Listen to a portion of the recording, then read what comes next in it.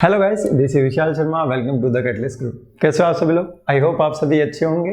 और रेफ्रिजरेशन के सिस्टम में आज हम हमारा नेक्स्ट चैप्टर डील करने वाला है, that is your vapour absorption refrigeration system. तो नेक्स्ट टॉपिक आप डालेंगे अपनी कॉपी में, that is vapour absorption refrigeration system.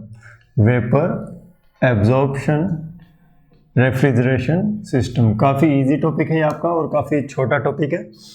और जो हमने पहले पढ़ा था वेपर कंप्रेशन रेफ्रिजरेशन सिस्टम, ये उसका बिल्कुल डिफरेंट वे है। ठीक है, ये वाला जो सिस्टम है आपका VARS, वो VCRS सिस्टम से डिफरेंट है। उसमें हम अलग सिस्टम का यूज़ करते हैं, अलग अलग कंपोनेंट का यूज़ करते हैं। सेम अगर मैं बात करता हूँ यहाँ पर, तो आपका जो वेपर एब्जॉर्प्शन रेफ्रिजरेशन सिस्टम होगा as compare to the VCRS, इसमें अलग अलग कंपोनेंट्स होंगे, लेकिन इनमें कुछ सिमिलरिटी भी होगी। और वो क्या सिमिलरिटी होगी, क्या डिसिमिलरिटी होगी, उनमें क्या समानताएं हैं, क्या असमानताएं, उन पर हम चर्चा करेंगे। तो सबसे पहले हम बात करते हैं कि आपका जो वेपर एब्जॉर्प्शन रेफ्रिजरेशन सिस्टम होता है, ये आपके VCRS से कैसे डिफरेंट होता है। तो जो सबसे पहला पॉइंट होगा, आप इसमें ध्यान रखिएगा कि जो आपका VCRS सिस्टम में कंप्रेसर होता है, VCRS सिस्टम में क्या होता है, कंप्रेसर, तो हम क्या करेंगे, हम उसको रिप्लेस कर देंगे। We will replace the compressor in your vapour absorption refrigeration system. और यहाँ पर हम कंप्रेसर का यूज़ नहीं करेंगे, यहाँ पर हम कंप्रेसर की जगह हम यूज़ में लेंगे पंप को, यहाँ पर हम यूज़ में लेंगे एब्जॉर्बर को, और हम यहाँ यूज़ में लेंगे जनरेटर को। ठीक है, वो इलेक्ट्रिकल जनरेटर नहीं, ये दूसरा जनरेटर होता है। तो आपके VARS सिस्टम में कंप्रेसर को रिप्लेस करके पंप, एब्जॉर्बर एंड जनरेटर का यूज़ किया जाता है। पंप, एब्जॉर्बर एंड जनरेटर का यूज़ किया जाता है। आपका जो ये VARS सिस्टम होता है, ये आपके सोलर एब्जॉर्प्शन सिस्टम पे वर्क करता है। तो नेक्स्ट पॉइंट आपको याद रखना है, it works on the solar absorption system. Solar absorption system, तो ये अगर सोलर एब्जॉर्प्शन सिस्टम पर वर्क करता है तो ये सोलर की वेस्ट एनर्जी को यूज़ करता है। तो आप यहाँ पर एक पॉइंट और लिख सकते हो कि अगर ये सोलर एब्जॉर्प्शन सिस्टम पे वर्क कर रहा है, then it will use the waste energy. किस एनर्जी को ये यूज़ करता है? वेस्ट एनर्जी को यूज़ करता है। और अगर ये वेस्ट एनर्जी को यूज़ करता है तो इसे जो हम W इनपुट देते हैं उसकी वैल्यू भी क्या होगी, कम, बिकॉज हम यहाँ पर यूज़ में किसको ले रहे हैं, पंप को यूज़ में ले रहे हैं। Now come to the next point, ये वेस्ट एनर्जी को यूज़ करता है सोलर एब्जॉर्प्शन सिस्टम में, ये काम में आता है। और जो आपका नेक्स्ट पॉइंट होगा वो आप यहाँ पर याद रखेंगे कि ये जो यूनिट होती है आपकी VARS की, ये होती है आपकी हीट ऑपरेटेड यूनिट। कैसी ऑपरेटेड? Heat operated unit. क्यों? क्योंकि इसका जो मेन फंक्शन होता है वो आपके हीट के द्वारा होता है, हीट के इंटरेक्शन के कारण होता है। पंप वर्क काफ़ी नेग्लेजिबल होता है, जिसे हम नेग्लेक्ट कर सकते हैं। लेकिन जो आपका VCRS सिस्टम होता है वो वर्क ऑपरेटेड यूनिट होती है, क्योंकि हम उसमें यूज़ में लेते हैं कंप्रेसर। किसको यूज़ में लेते हैं? कंप्रेसर को हम यूज़ में लेते हैं। तो ये होती है आपकी हीट ऑपरेटेड यूनिट। अगर मैं बात करता हूँ इसके COP की, तो इसकी जो COP होती है वो होती है आपके 0.3 से 0.5, इतनी कम COP। VCRS की COP ज़्यादा होती है और आपके VARS की COP बहुत ही कम होती है। इसका यूज़ हम वहाँ करते हैं जहाँ पर इलेक्ट्रिसिटी अवेलेबल ना हो, मतलब इसका यूज़ किया जाता है रिमोट एरियाज़ में। कहाँ किया जाता है? रिमोट एरियाज में इसका यूज़ किया जाता है, क्योंकि वहाँ पर इलेक्ट्रिसिटी अवेलेबल नहीं होती, और अगर इलेक्ट्रिसिटी अवेलेबल होती है तो भी उसकी कॉस्ट क्या होती है? ज़्यादा। तो अगर इलेक्ट्रिसिटी की कॉस्ट ज़्यादा हो या फिर रिमोट एरिया हो, उस कंडीशन में हम क्या करते हैं, हमारे VARS सिस्टम को प्रेफर करते हैं। किसको प्रेफर करते हैं? VARS सिस्टम को।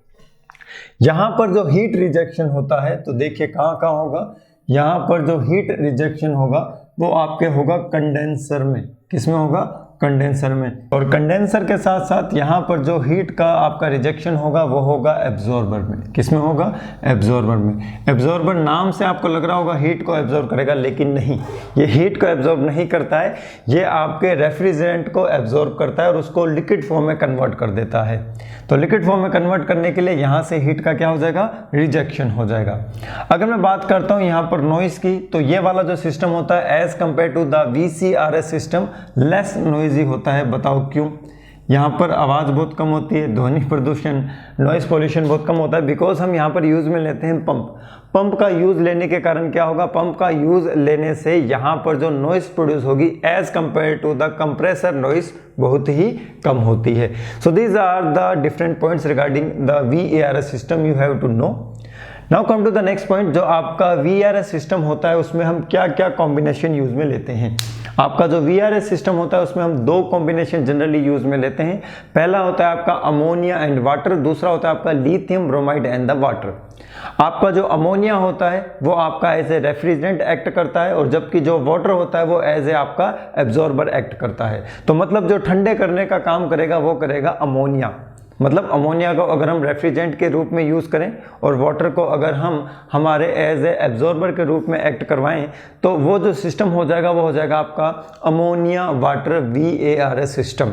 Ammonia water VARS system. तो ध्यान रखिएगा जो VARS सिस्टम होता है उसमें दो वर्किंग फ्लूइड यूज में लिए जाते हैं। अब मैं अगर बात करता हूँ हमारे लिथियम ब्रोमाइड और वाटर की, तो आप जल्दी से मुझे बता दीजिए कि लिथियम ब्रोमाइड और वाटर वाले कॉम्बिनेशन में कौन रेफ्रिजरेंट होगा। तो इस कॉम्बिनेशन में रेफ्रिजरेंट होता है आपका वाटर। कौन होता है, वाटर होता है। तो और एब्जॉर्बेंट कौन होगा, जो एब्जॉर्ब करेगा वाटर वेपर को, वो होगा आपका लिथियम ब्रोमाइड। तो इसमें उल्टा होता है, पहले वाले के केस में वाटर एब्जॉर्बर होता है अमोनिया वाले के केस में, और जो ये आपका होता है लिथियम ब्रोमाइड, इसके केस में आपका जो वाटर होगा it will be act as a refrigerant. लेकिन एक प्रॉब्लम है। क्या प्रॉब्लम है, जब आप रेफ्रिजरेंट को यूज में ले रहे हो तो उसका फ्रीजिंग पॉइंट टेम्परेचर क्या होना चाहिए, कम से कम। लेकिन वाटर का फ्रीजिंग पॉइंट टेम्परेचर तो 0 डिग्री सेल्सियस होता है, इसलिए लिथियम ब्रोमाइड और वाटर का जो कॉम्बिनेशन है उसको हम 0 डिग्री सेल्सियस पर यूज में नहीं ले सकते। ये उसकी एक लिमिटेशन है। तो देखिए क्या क्या कॉम्बिनेशन होते हैं। दो कॉम्बिनेशन मैंने आपको बताया है। तो पहला कॉम्बिनेशन होता है आपका ammonia and water. Ammonia and water, इसकी क्या वर्किंग होती है उसको भी हम डील करेंगे। यहाँ पर जो ये अमोनिया होता है it will be act as a refrigerant. ये किसकी तरह एक्ट करेगा, it will be act as a refrigerant, ठीक है। और जो आपका वाटर होता है it will be act as a absorber. ये किसको एब्जॉर्ब करेगा, ये अमोनिया को एब्जॉर्ब करेगा। किसको एब्जॉर्ब करेगा, अमोनिया को। तो पहला क्वेश्चन यही बन जाता है कि अमोनिया वाटर में से रेफ्रिजरेंट कौन होता है, एब्जॉर्बर कौन होता है। क्लियर है। तो वाटर के पार्टिकल्स को कंप्लीटली रिमूव करने के लिए, ध्यान से सुनिएगा, वाटर के पार्टिकल्स को कंप्लीटली रिमूव करने के लिए हम दो एडिशनल डिवाइसेस यहां पर लगाते हैं। उन्हें हम कहते हैं एनालाइजर एंड रेक्टिफायर। अभी मैं डायग्राम बनाऊंगा तब आपको समझ आ जाएगा। वाटर के पार्टिकल्स को रेफ्रिजरेंट से रिमूव करने के लिए, क्योंकि ये इसको एब्जॉर्ब कर लेगा, अब बाद में इसको सेपरेट भी तो करना पड़ेगा।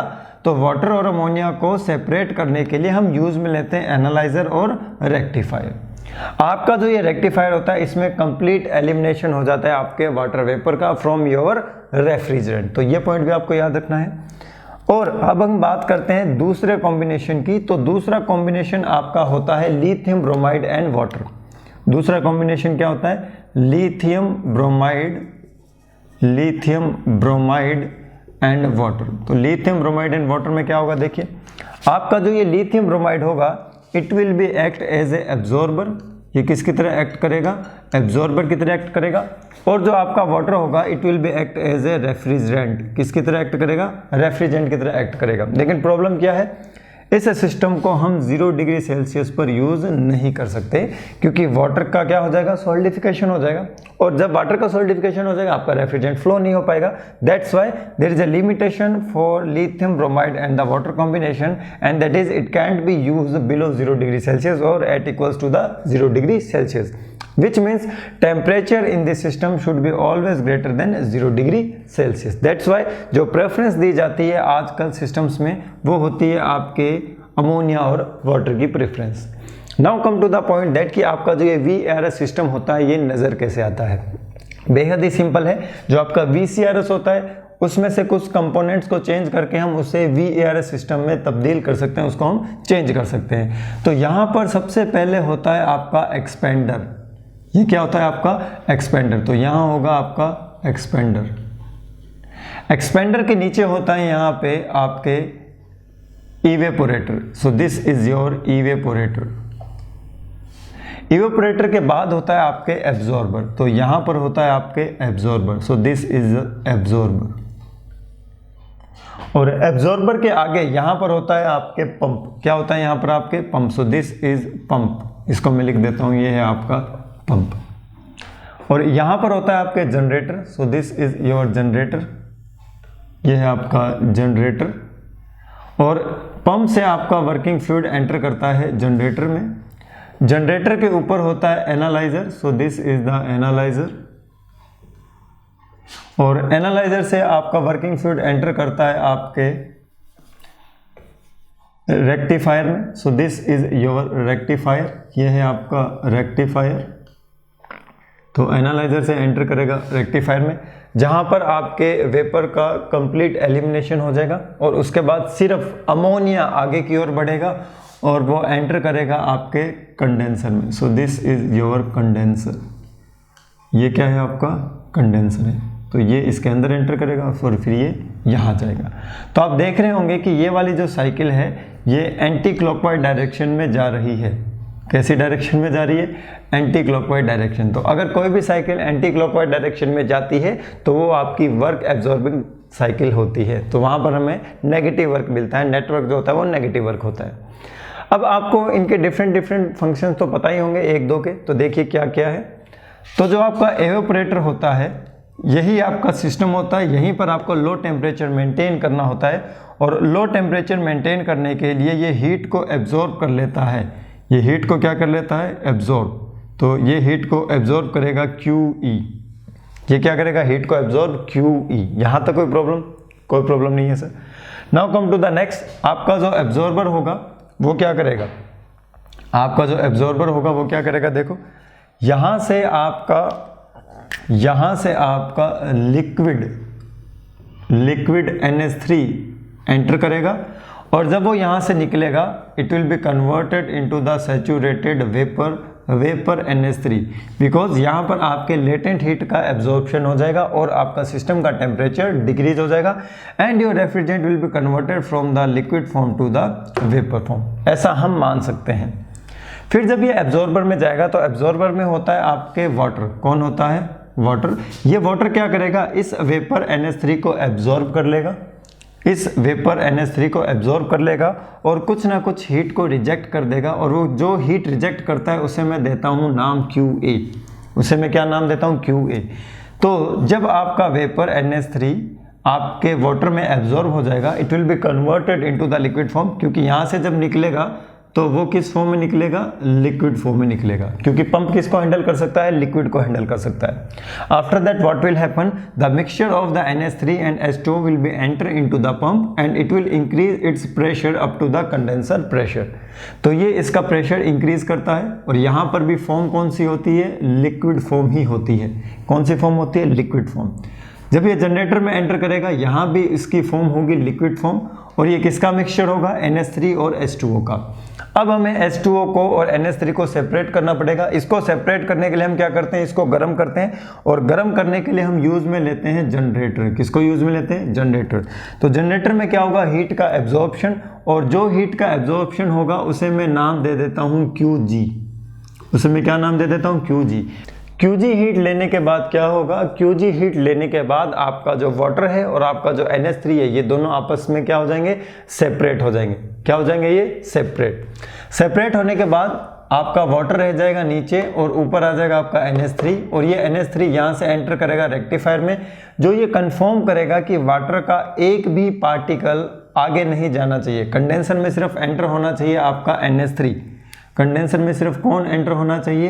NH3 एंटर होना चाहिए। तो उसको कंफर्म करने के लिए हमने लगाया है रेक्टिफायर। तो ये चीज़ मैं आपको बता चुका हूँ कि जो आपका रेक्टिफायर होता है इसमें आपके वाटर वेपर का कंप्लीट एलिमिनेशन हो जाता है, आपके वाटर के पार्टिकल का कंप्लीट एलिमिनेशन हो जाता है और सिर्फ NH3 यहाँ से बाहर निकलती है। तो यहाँ से आपके निकलती है बाहर NH3। इस NH3 की जो फॉर्म होती है इसकी फॉर्म होती है आपकी वेपर। कौन सी फॉर्म होती है? वेपर, क्योंकि हम यहाँ पर गर्म कर रहे हैं तो यहाँ पर आपका वेपर NH3 निकलेगा। कौन निकलेगा? वेपर NH3, मतलब वो गैसियस फॉर्म में होगा। जब ये गैसियस फॉर्म वाला NH3 आपके कंडेंसर में एंटर करेगा, वहाँ पर होगी उसकी cooling at the constant pressure. तो कंडेंसर में आपका हीट का रिजेक्शन होगा इन्वायरमेंट में, उस हीट के रिजेक्शन को मैं नाम देता हूँ QC। किसको नाम देता हूँ? कंडेंसर से जो हीट का रिजेक्शन हो रहा है उसे मैं नाम देता हूँ QC। हीट के रिजेक्शन के बाद आपका ये जो NH3 वेपर में था, it will be converted into the liquid form. किस फॉर्म में कन्वर्ट हो जाएगा? लिक्विड फॉर्म में कन्वर्ट हो जाएगा। अब इस हाई प्रेशर वाले लिक्विड NH3 को हम with the help of the expander expand करवाएंगे, और एक्सपेंड करवाने के बाद इसका प्रेशर कम हो जाएगा और फिर ये आपका वापस कहाँ एंटर कर जाएगा? इवेपोरेटर में एंटर कर जाएगा। सो this is the working of your VARS cycle, vapour absorption refrigeration system. अगर हमें इसकी COP कैलकुलेट करनी है तो हम कैसे कैलकुलेट करेंगे? इसकी COP को कैलकुलेट करने के लिए हमारा जो मेन फोकस होगा वो इसके 4 कंपोनेंट्स पे होगा। और वो 4 कंपोनेंट्स क्या क्या होंगे? देखो, एक तो होगा आपका कंडेंसर के बाद होगा आपका जनरेटर, और उसके बाद होगा आपका इवेपोरेटर, और एक होगा आपका एब्जॉर्बर। इन 4 कंपोनेंट्स की हेल्प से आप क्या कर सकते हो? इस सिस्टम की COP को कैलकुलेट कर सकते हो। तो ये क्या है? आपका कंडेंसर है। ये क्या है? आपका कंडेंसर। ये है आपका जनरेटर, ये है आपका जनरेटर, ये है आपका absorber, so this is the absorber, और ये है आपका इवेपोरेटर।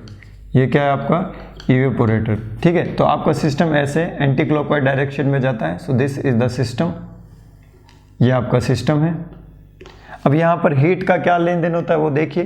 कंडेंसर से हीट रिजेक्ट होती है, so this is the QC। Generator में हीट का एब्जॉर्प्शन होता है, so this is the QG। और एवोपरेटर में आपका हीट का होता है एब्जॉर्प्शन, तो इसको मैं लिख सकता हूँ हीट का absorption, that is the QE। और एब्जॉर्बर में होता है आपका हीट का rejection, that is the QA। तो इन सभी को मैंने हीट की टर्म्स में क्या कर दिया है? डिनोट कर दिया है। Now come to the COP की। इस सिस्टम की COP को हम कैसे कैलकुलेट करें? तो COP को कैलकुलेट करने के लिए हमें पता होना चाहिए कि हम क्या डिजायर्ड इफेक्ट चाहते हैं, हमारे डिजायर्ड इफेक्ट की वैल्यू क्या है, और उस डिजायर्ड इफेक्ट के लिए हम सिस्टम को क्या इनपुट दे रहे हैं। What is our input to the system to create that desired effect in your VARS system. तो वेपर एब्जॉर्प्शन रेफ्रिजरेशन सिस्टम में आपका जो डिजायर्ड इफेक्ट होता है वो होता है आपका QE, और इस QE को प्राप्त करने के लिए आप जो इस सिस्टम को इनपुट दे रहे हो दैट इज द QG। तो अगर हम किसी भी तरीके से QE डिवाइड बाय QG की वैल्यू को हम कैलकुलेट कर लें, then we can calculate the value of the COP। So that will be the value of COP, the ratio of the QE divide by QG। अब इसकी value को हम कैसे कैलकुलेट करें? तो देखो, इसको हम एक सिस्टम की तरह ट्रीट करेंगे। यहाँ पर आप मान सकते हो कि आपका एक हाई टेम्परेचर का सिस्टम है, हाई टेम्परेचर का रिजर्वायर है जिसका टेम्परेचर है TG।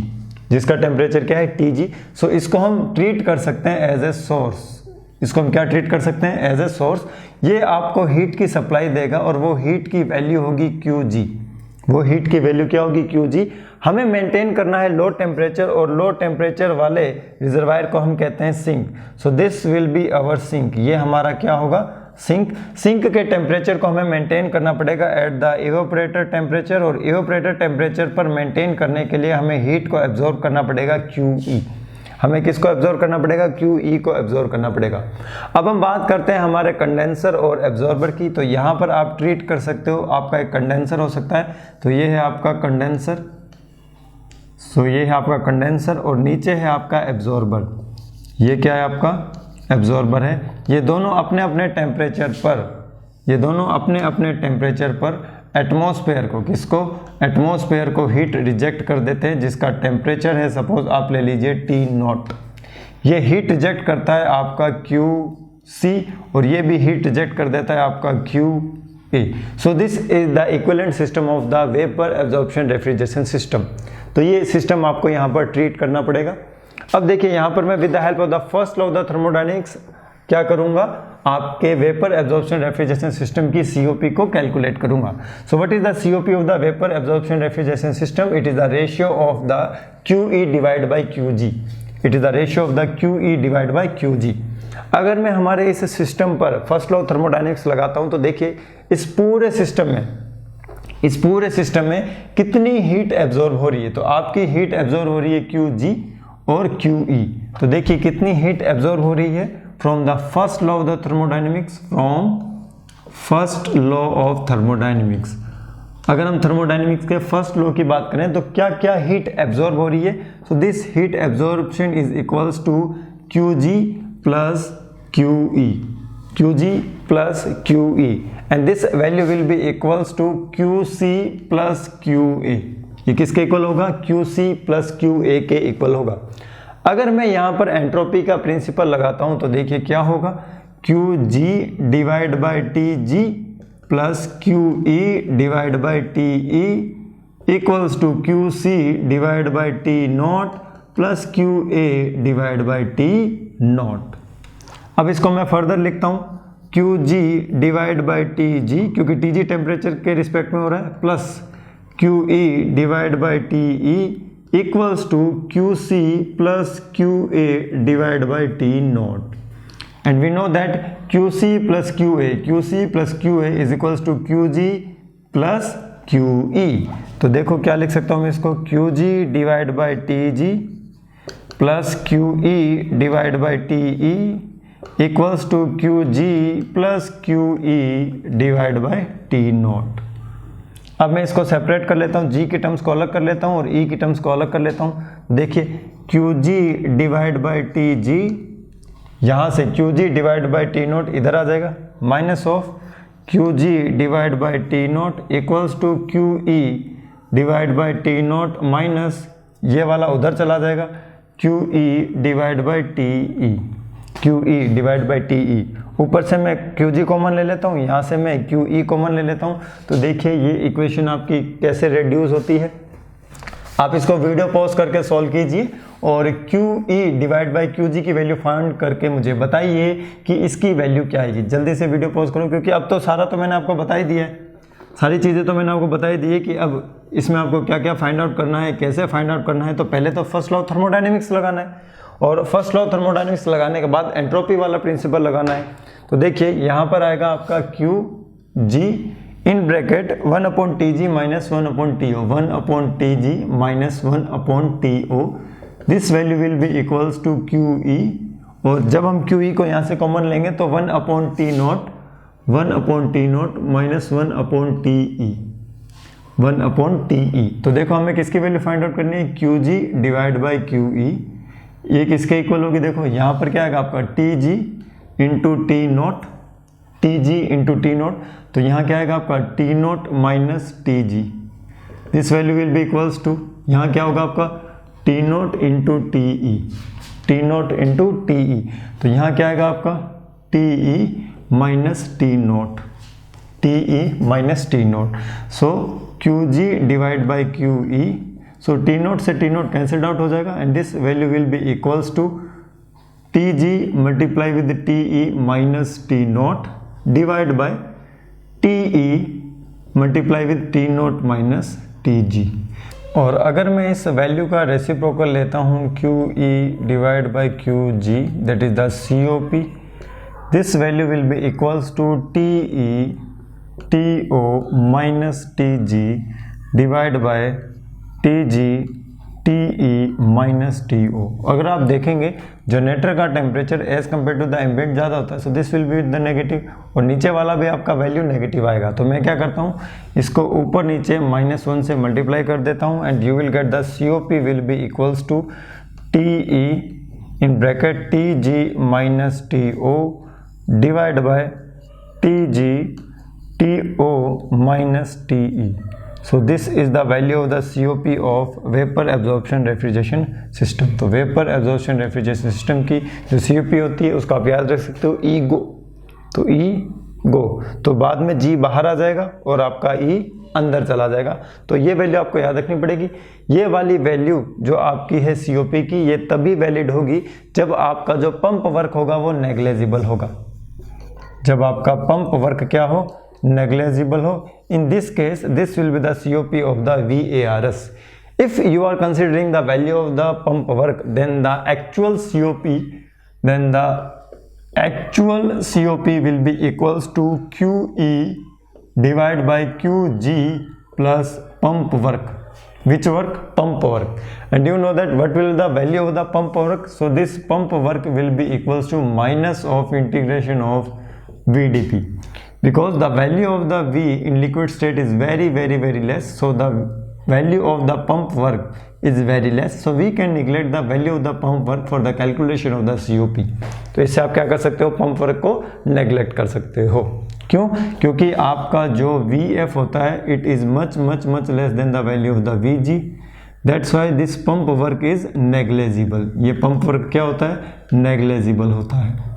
और अगर हम इसके COP की बात करें तो इसकी COP किसका प्रोडक्ट होती है, तो आप देखो कैसे कर सकते हो. इसकी COP किसका प्रोडक्ट होती है, ये वैल्यू हम कैलकुलेट करेंगे. तो देखो TG TO TE, तो यहाँ पर देखिए आप, यहाँ पर आपका होगा हीट इंजन, यहाँ होगा आपका रेफ्रिजरेटर.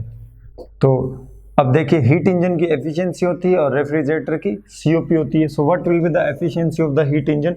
हीट इंजन की एफिशिएंसी क्या होती है, 1 minus TL divide by TH. तो यहाँ पर TL का वैल्यू क्या है, T0.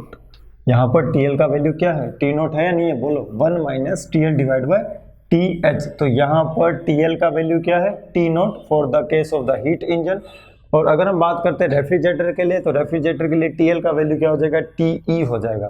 तो देखिए COP of vapour absorption refrigeration system will be equals to eta of heat engine and it is working between the temperature TG and T0 multiply with COP of the refrigerator which is working between the T0 and TE.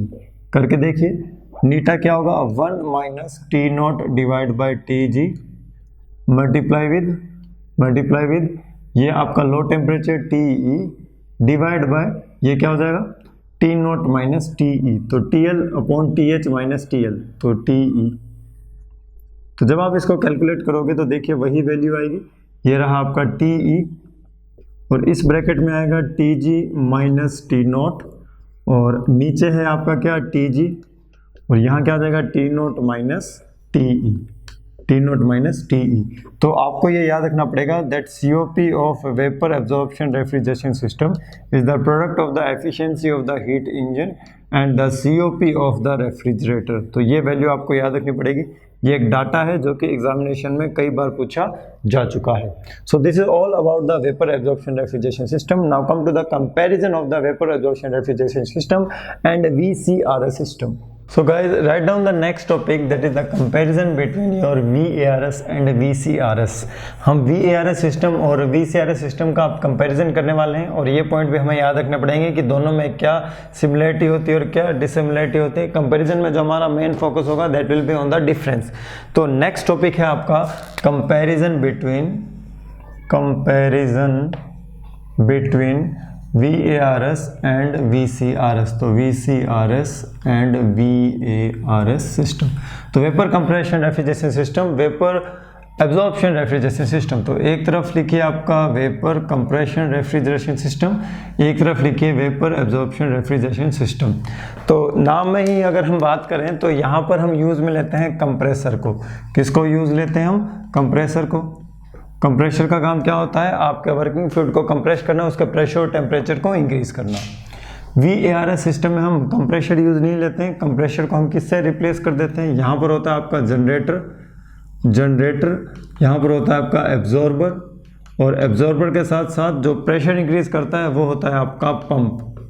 वो क्या होता है आपका pump. So this is the first difference in your VCRS system and VARS system.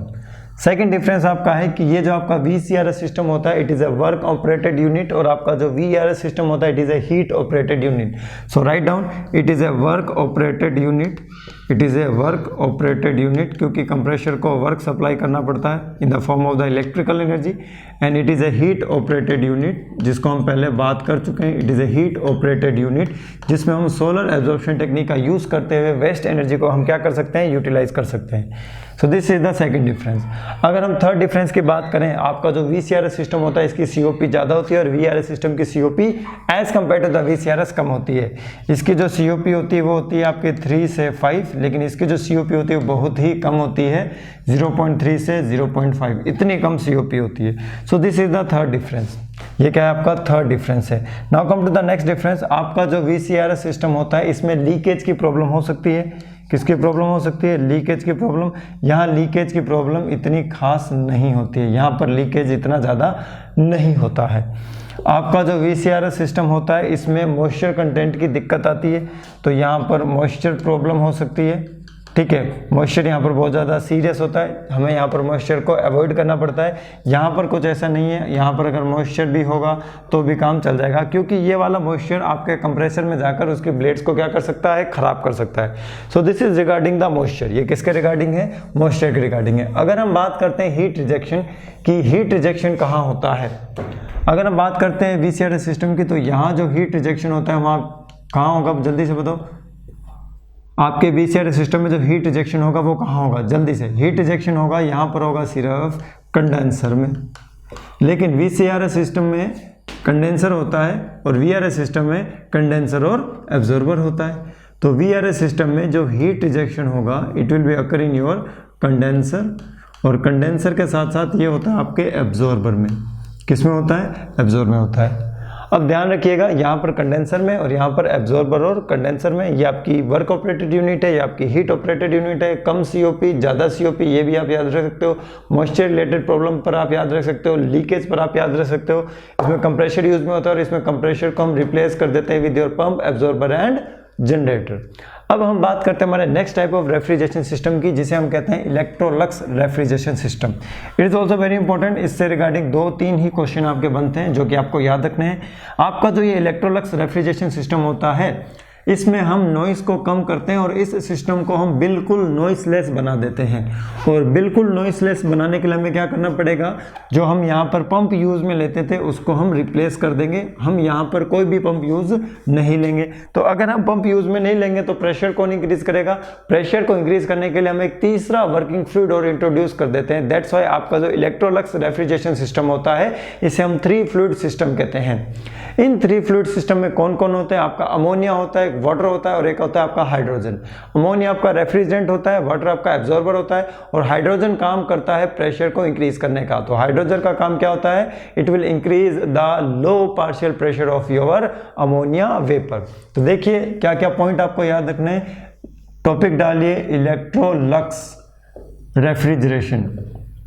आपका ये जो Electrolux refrigeration system होता है इसमें कोई भी पंप यूज में नहीं लिया जाता है। So no pump will be used and because of the no pump it is known as a noiseless refrigeration system. अगर आपसे पूछा जाता है कि कौन सा ऐसा सिस्टम है जो कि नॉइसलेस है, जिसमें बिल्कुल भी आवाज़ नहीं होती है, it will be the pump. इसमें कंप्रेशर यूज होता है, सबसे ज़्यादा आवाज़ होती है। इसमें आपका पंप यूज होता है, थोड़ी कम आवाज़ होती है, लेस नॉइजी होता है। लेकिन आपका जो इलेक्ट्रोलक्स रेफ्रिजरेशन सिस्टम होता है इसमें बिल्कुल भी आवाज़ नहीं होती है। तो प्रेशर अब कौन इंक्रीज करेगा, प्रेशर को इंक्रीज करने के लिए हम किसको यूज में लेते हैं, प्रेशर को इंक्रीज करने के लिए हम एक तीसरा वर्किंग फ्लूइड यूज में लेते हैं, उसे हम कहते हैं हाइड्रोजन। तो यहाँ पर 3 वर्किंग फ्लूइड होते हैं। सो 3 फ्लूइड सिस्टम, इसे हम 3 फ्लूइड सिस्टम भी कहेंगे। और 3 फ्लूइड सिस्टम में कौन कौन सा होता है, 3 फ्लूइड सिस्टम में एक तो होता है आपका अमोनिया, दूसरा होता है आपका हाइड्रोजन, और दूसरा होता है आपका वाटर, और तीसरा होता है आपका हाइड्रोजन। ठीक है, अब देखिए NH3 होगा वो एज ए रेफ्रिजरेंट एक्ट करेगा, जो H2 होगा वो एज ए एब्जॉर्बर एक्ट करेगा, and hydrogen will increase the low partial pressure of the ammonia vapour. तो इसका फंक्शन आप ध्यान से लिखिए, हाइड्रोजन का फंक्शन क्या होगा, it will increase the low partial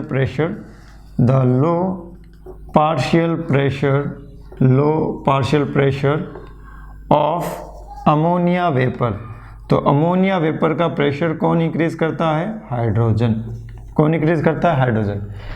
pressure तो इंक्रीज करना पड़ेगा ना, लेकिन यहाँ पर हम पंप यूज में नहीं ले रहे, तो प्रेशर कौन इंक्रीज करेगा, हाइड्रोजन। तो ये पॉइंट आप यहाँ पर याद रखिए, बस इससे बाहर आपका क्वेश्चन नहीं जाएगा। तो क्लास को मैं यही होल्ड करता हूँ। आपका जो VRS सिस्टम है और जो इलेक्ट्रोलक्स रेफ्रिजरेशन सिस्टम है यहाँ पर कंप्लीट होता है। फिर मिलेंगे हम हमारे नेक्स्ट क्लास में, तब तक के लिए bye bye, take care guys, best of luck.